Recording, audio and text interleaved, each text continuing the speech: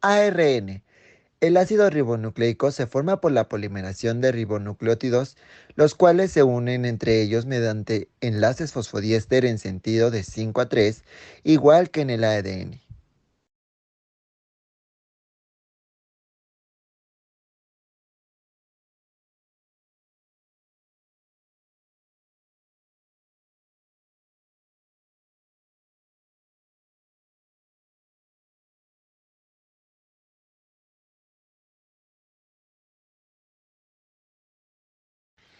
Después encontraremos la estructura del RNA. La estructura primaria se refiere a la secuencia de las bases nitrogenadas que constituyen sus nucleótidos. La estructura primaria del ARN es similar a la del ADN, excepto por la sustitución de la desoxirribosa por ribosa y de la timina por uracilo. La molécula de ARN está formada además por una sola cadena. Estructura secundaria. La cadena simple de ARN puede plegarse y presentar regiones con bases apareadas. De este modo, se formarán estructuras secundarias del ARN, que tienen muchas veces importancia funcional, como ejemplo en los ARNT, que son de transferencia. Aunque existan zonas apareadas, los extremos 5 y 3 que marcan el inicio y el final de la molécula permanecerán libres. Estructura terciaria. Es un plegamiento complicado sobre la estructura adquiriendo una forma tridimensional. El ARN mensajero es la copia de información del ADN y la transporta hasta los ribosomas. El ARN transferente se une a aminoácidos para formar proteínas en los ribosomas y el ARN ribosómico se asocia a proteínas y forma los ribosomas. Componentes del ARN. La ribosa. Este es un azúcar de 5 carbonos, por lo que se le conoce como pentosa, y es representativo del ácido ribonucleico. Fosfato. Este es un átomo de fósforo que se ha unido a 4 átomos de oxígeno. Bases nitrogenadas. Ellas contienen la información genética. Estas tres, la ribosa, el fosfato y las bases nitrogenadas, se unen para formar la columna del ARN. El ARN estará compuesto de 4 bases nitrogenadas. Estas a su vez se dividen en 2 grupos.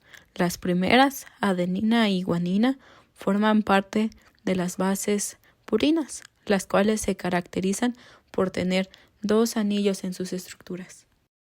El segundo grupo serán las pirimidinas, las cuales constituyen la citosina y el uracilo, y estas se caracterizarán por tener solo un anillo.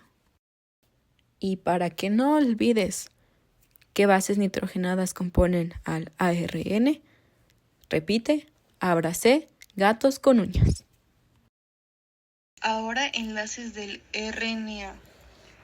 Para poder entender la estructura y el funcionamiento de nuestro increíble RNA, tenemos que saber cómo es que estas estructuras tan complejas están unidas. Pues no te preocupes demasiado porque yo te contaré sobre los enlaces del RNA. Tenemos que imaginar que nuestro RNA es como un esqueleto de una fiesta molecular, que para que tenga mucho éxito necesita un poco de química y algunos enlaces clave para que se mantenga todo en su lugar. Uno de estos enlaces es enlace fosfodiéster. Pensemos en estos enlaces como la conga que une a todos en una fiesta. Estos serán los enlaces que conectan a los nucleótidos, que van a ser los invitados, uno con otro, formando una cadena larga y feliz del ARN. Cada nucleótido va a estar conectado al siguiente por un enlace fosfodiéster, que une el grupo fosfato de un nucleótido con el azúcar del siguiente. Así que estos enlaces son como el alma de la fiesta, siempre manteniendo. Los siguientes enlaces son enlace de hidrógeno. Para esto tenemos que imaginar que en la fiesta hay algunos bailes lentos, donde nuestros invitados se acercan un poco más. Aquí es donde entran los enlaces de hidrógeno. Aunque el ARN generalmente no tiene una doble hélice como su primo, el ADN, A veces forma estructuras secundarias como horquillas o bucles. En estas situaciones, los enlaces de hidrógeno permiten que las bases nitrogenadas se abracen temporalmente, estabilizando la estructura. Son como esos momentos en la fiesta donde dos personas se encuentran y tienen una charla íntima antes de volver a la pista de baile, un baile de pareja. Ahora hablemos del enlace glucosídico. Para esto tenemos que imaginar que el ARN es una cadena de caramelos de colores y cada caramelo es un nucleótido. Esas letras que ves en la secuencia de ARN, A, U, C y G. Ahora, para que estos caramelos no se desarmen y mantengan su deliciosa forma de cadena, necesitan unirse de alguna manera, ¿verdad?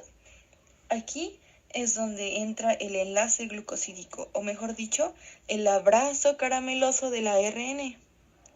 Este enlace es como si los caramelos se dieran la mano, pero en lugar de manos usan los átomos.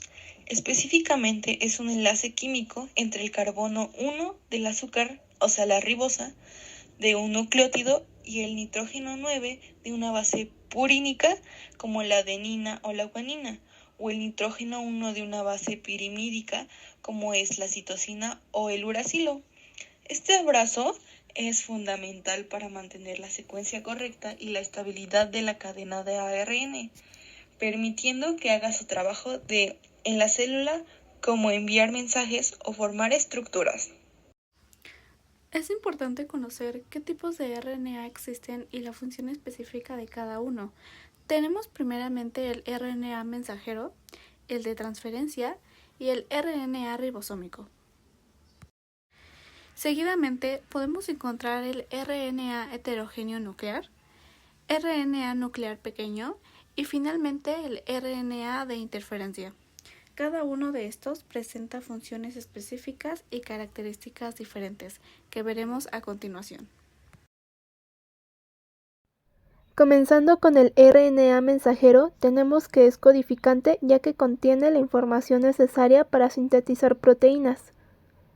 Por lo tanto, la función de este tipo de RNA es ser portador directo de información genética, esto desde el DNA nuclear a los ribosomas citoplasmáticos, para la síntesis de proteínas. A diferencia del ARN mensajero, los no codificantes no tienen información para codificar proteínas.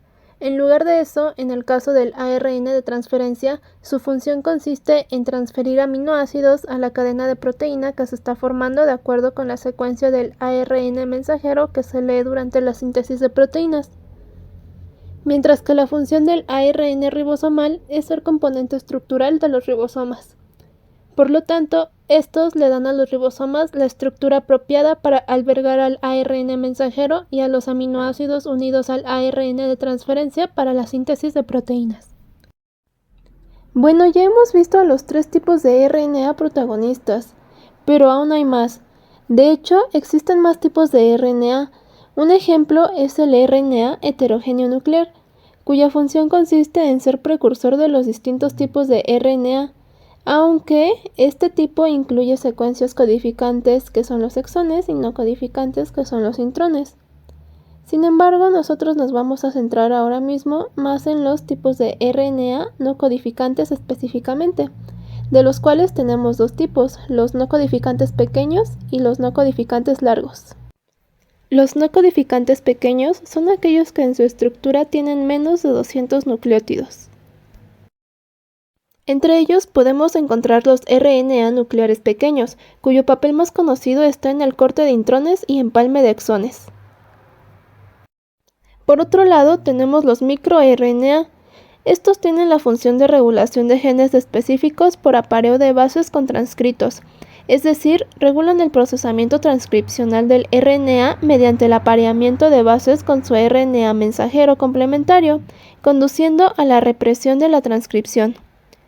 Y también tenemos los RNA pequeños de interferencia, que funcionan como defensa genómica, es decir, son importantes en limitar la movilización de transposones en las células germinales. Los transposones representan segmentos de DNA que tienen la capacidad única de moverse y reinsertarse en los nuevos lugares dentro del genoma.